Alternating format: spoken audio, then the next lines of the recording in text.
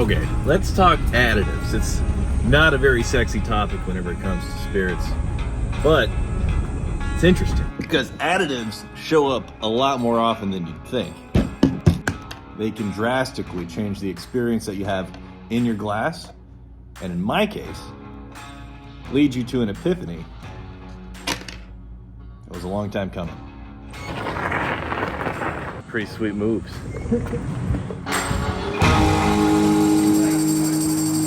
It's a brewing day at Crowded Barrel, so we're going to use that opportunity to kick off an exploration of the obvious and the sneaky additives in your glass.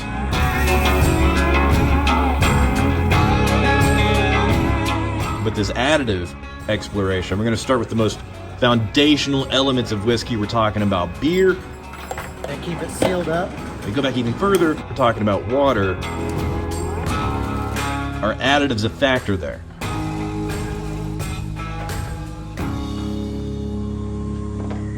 So we got some calcium chloride, we got some gypsum.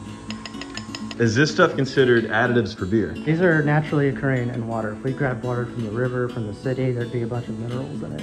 Okay. Our water we're using has absolutely nothing in it. It's rainwater, it runs through the filter. The yeast is going to get most of its nutrients from the grain itself, but I want to do a little bit of calcium chloride, just soften up the mouthfeel just a touch. Yeah. Gypsum I'll use for the IPA. That'll kind of bring out a little bit more bitterness. I mean, most of what you're drinking is water, so that's a big factor in what it's going to taste like. So you want your water to taste good. Some acid, this is just to adjust the pH of our mash water. So the enzymes that are in the grain already could work at maximum efficiency. When you look into it, breweries, wineries, and distilleries are treating their water with similar additives to even already excellent water sources, but that sounds like naturally occurring additives. I think we got to define what an additive is. An additive is a substance added to something in small quantities, typically to improve, preserve, or alter it in some way. Additives can be used in a wide range of industries, including food, beverages, pharmaceuticals, and manufacturing to achieve desired properties or enhance the quality of the final product, which technically makes so many things an additive. And when it comes to beer, pretty much the only no-no in beer is adding a spirit to it. Speaking of spirits, let's go back a little bit. This whole additive conversation started up over here whenever our tasting room manager, Laura, said, hey, there's people coming in asking if we use additives in our tequila. For the record, no. We release clean tequila, and it's made by a family in Jalisco, Mexico that's been making tequila and distilling for 5 generations. So there's a simple test you can do with your hands to see if there are some kind of additives in tequila. Kind of like what we do whenever we're... Smell with? Yeah, but we're not going for smell. You want to get the heat going, and then it should start to get... Oh, it gets sticky. Yeah. What the heck? Some additives. Yeah, the hand rub test is legit. Actually, there are a few tests we could do that without sending tequila to a lab to see if there's additives. Just boiling. We boil the tequila. If there's additives in it, it'll leave behind a bunch of substance. This doesn't say it's even a reposado, but that color is dark. Just cover the bottom? Yeah, cover the bottom. Maybe go right there at the curve. I was not expecting that.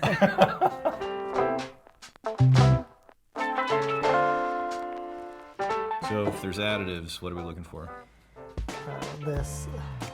Oh, you moving it around. Yeah, I'm scraping some up. Oh wow, it looks like it's greasy. What is oily. it? Is it sticky? It's slick. Oh yeah. Oh man, that's crazy.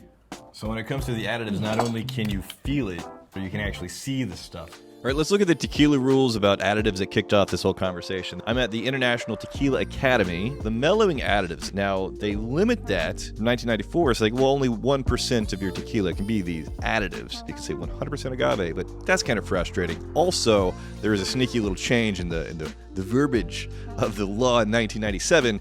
Depending on your interpretation, you can have 1% of each kind of mellowing additive. So you could have up to 4%. Then you get to the flavoring. You could have up to 16% of your tequila be flavoring.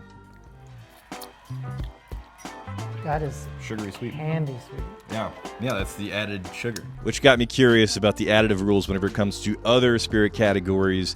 This is off the top of my head. Correct me in the comments if I get any of this wrong. But good news with Bourbon and rye, no additives. Get it out of here. If you want to be doing any kind of coloring even, no. Now you get into your Scotch and your Irish, your Japanese whiskeys, what have you, you can get into some caramel coloring. Point for America, until you realize that American blended whiskey, you can have 2.5% additives. That's not just coloring.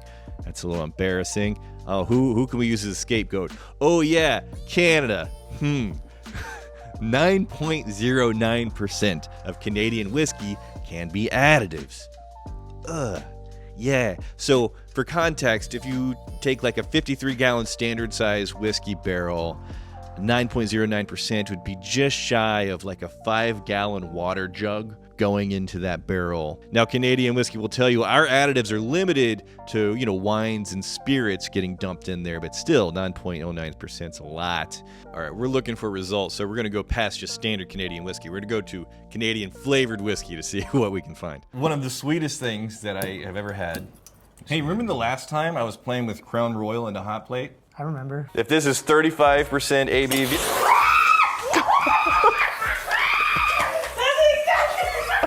Check this out.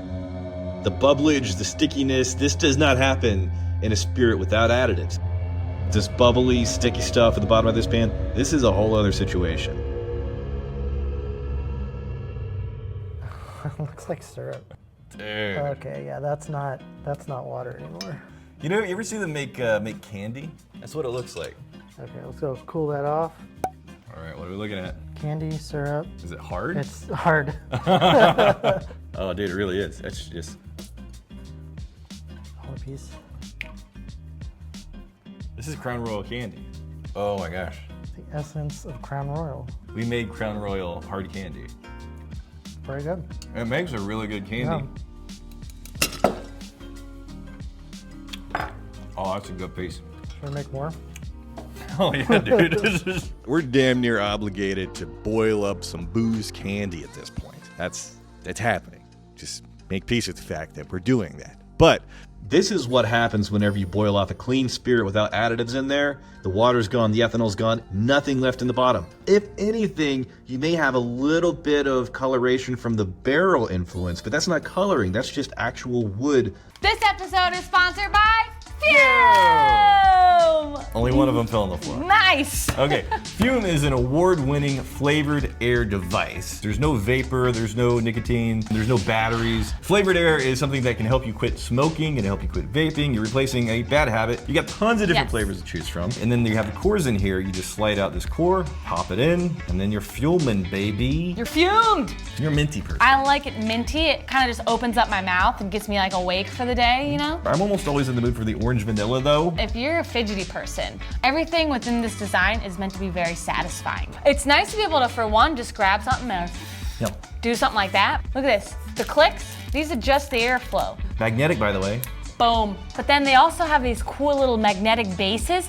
You can spin it and avoid all of your work, all of your problems. It's been horrible for our productivity. Great for our ADD. For a limited time, you can get a free Fume base whenever you order the Journey Pack. Try fume.com/whiskeytribe and use code whiskeytribe at checkout, or you scan the QR code on the screen, you get the Journey Pack, and you get the free magnetic base. This is cognac. Is this Jay-Z's cognac, I believe? We've got to evaporate off all of that ethanol, also all the water. This is Knob Creek smoked maple. Yeah, oh man, maple for sure. Let's do a little time-lapse action, because why not? So while this is working, I think the broad attraction to additive-free stuff is that it feels more pure, more honest. In a world full of spam and half-truth and fakes, hormones in our meat, trace pharmaceuticals in our water, pesticides on our plants, microplastics on our everything, of course we want something pure. I just wish it wasn't so complicated to find the truth. We have a pretty good results, specifically on the Knob Creek. Collect that as best we can right here. On the cognac, less of a result. You can actually add sugar to cognac and caramel coloring. Yeah, I mean, there's stuff in there. It's definitely sticky. I do think that's sugar in here, but there's very little of it. They call it dosage. And then also some caramel coloring. But there's not nearly as much in here as there would be in, obviously, like a smoked maple. We're gonna cool that off and see what we got. All right, next one. some Drambuie. This is the I Love Sky liqueur. Oh, that pours out thick. Black Velvet, it's blended Canadian whiskey. We'll see. Plastic bottle, screw cap, game on. We're gonna let the liquids boil off and see what's left behind. Let's face it, adding things is always attractive. If you don't ever add, consume, grow, progress, you have nothing. But if adding is all you do, you get lost in the consumption, in the pursuit of more. And over time, we've added a lot to the workload. The people in the distillery and the content team, people get spread thin. And looking at the schedule, I'm beginning to believe that less is more. Less is actually a lot more. Just the way these are looking right now, I'm expecting a much bigger additive result in the Drambuie. Obviously, it's a liqueur. The final thing I wanted to test for additives, I don't even know what it is actually. It's been on the shelf for a long time. I'm sure it was a gift from a very generous, magnificent bastard. It's 35% ABV. America's premium craft Krupnik. Yep. It's spiced honey liqueur. While we're waiting on the 1 foot cank, I want to combine this with what we already know this turns into. All right, we have a moment here. I want to show you a clip from one of my favorite shows right now. It's The Bear. Basically, chefs at the top of their game. Smell like a goddamn donkey.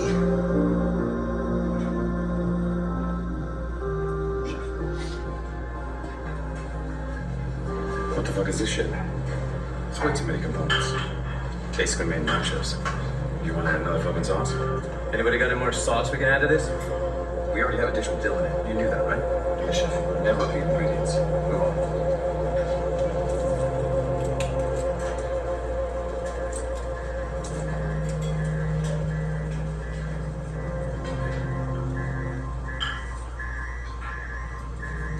That's how you do better.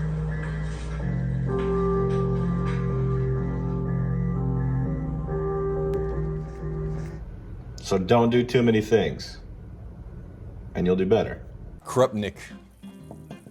This was gonna be like a pretty serious cut and dry episode with the regulations and the additives, and here's the thing. But then candy happened, so here we are. I think we're getting close to just local honey swimming in here. The bubbles though. All right, that is very hot and very thick. I'll move this one over here. All right, we got all these boiled down. The only thing in here should be the additives across the various categories of liqueurs and flavored things and whatnot. We're gonna go to lunch, we're gonna let them solidify, come back and taste it, right?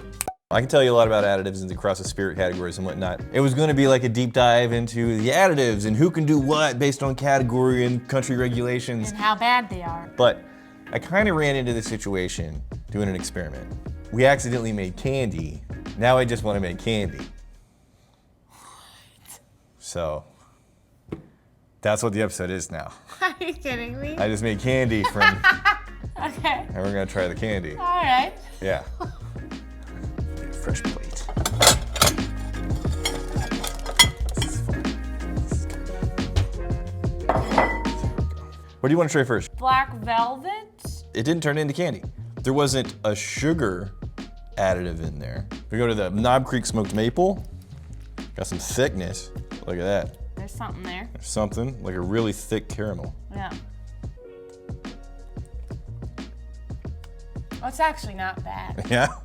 That's not bad. It's not bad. It's a Swedish syrup. Smoked, definitely maple, but also it's got this woodiness. Gonna do some Drambuie? Yeah. What? Nuh-uh. Yeah. This one made freaking solid candy. What? Are you serious? That is Drambuie. It is the most gummy and chewy ever.